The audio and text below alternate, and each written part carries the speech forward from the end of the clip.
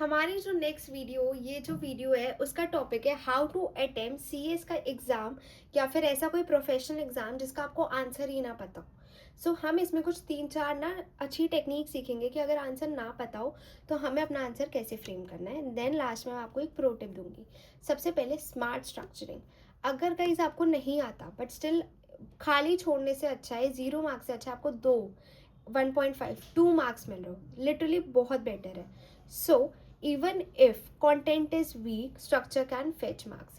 अगर आपका content week है, ठीक है, या फिर आपको लग रहा है गलत हो सकता है, नॉट श्योर, तो अगर आपका स्ट्रक्चर ठीक है, स्ट्रक्चर जैसे कि इंट्रोडक्शन कुछ भी क्वेश्चन है तो मैंने अपनी पहले की वीडियोस में बताया, आपको पहले उसको एक्सप्लेन करना है, देन उसका प्रिंसिपल एक्सप्लेनेशन हो गया एंड देन कंक्लूजन। ऐसे आप लिखोगे तो वो एक एग्जामिनर को अच्छा सा इंप्रेशन देता है एंड वो 1 मार्क्स तो दे के ही जाएगा, चाहे आपका आंसर गलत हो, बट स्टिल उसको वो 1 मार्क्स वो देगा ही। राइट फिर आता है don't write in paragraphs. Paragraphs में लिखना सबसे बड़ा रेड फ्लैग है। आपको पैराग्राफ्स में लिखना ही नहीं है। पैराग्राफ क्योंकि एग्जामिनर्स डीपली तो पढ़ते नहीं है एंड जैसे वो पैराग्राफ देखते हैं they found it very boring and वही मार्क्स की कटिंग स्टार्ट हो जाती है। देन आता है यूज पार्शियल नॉलेज। अगर आपके पास नॉलेज किसी चीज़ को लेके पूरी नहीं है तो कम भी नॉलेज है तब भी आप कर सकते हो। You may not know the full answer, ज़रूरी नहीं है आपके पास फुल आंसर हो, बट यू हैव समथिंग, कुछ कुछ तो पता होगा ना उसके बारे में, तो उसको आपको स्मार्टली स्ट्रक्चर करना है उसी इन्फॉर्मेशन को। थोड़ा बोलते हैं ना जैसे मैनुपुलेशन, तो वही करना है आपको, मैनुपुलेट करके अपना आंसर लिखना है।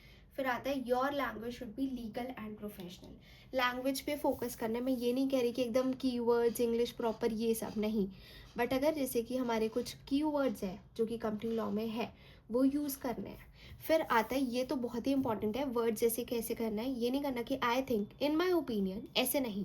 ये बहुत कॉमन है, आपको अपने पेपर में ऐसे वर्ड स्टार्ट करना है। इट इज़ प्रोवाइडेड दैट, ये यूज़ कर सकते हो।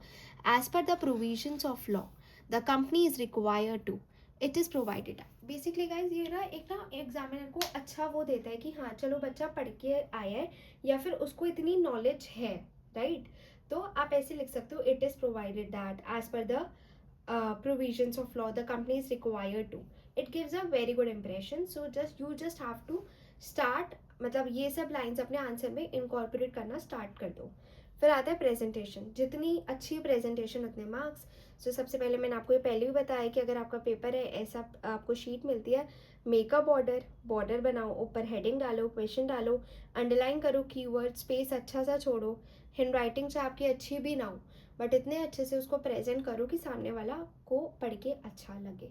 सो ये है पार्ट 1। इसकी मैं पार्ट 2 भी बनाऊंगी, बट अगर आपको और ऐसे टिप्स चाहिए या फिर एक होता है कि अगर आपको आंसर पता है बट अगर आप उसको प्रेजेंट अच्छे से नहीं कर पा रहे तो आप कहीं ना कहीं लैग कर जाओगे, औरों के ज़्यादा अच्छे मार्क्स आ जाएंगे।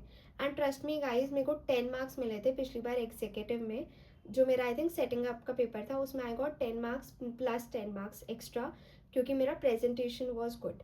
सो आपको भी ये सीखना है एंड मैंने आपको एक वीडियो में सिखाया ही था इस वाली में कि how to present your answer like border and all that. So आपको भी ये चीज़ सीखनी है एंड ऐसे ही अपने एग्ज़ाम सॉल्व करके आना है।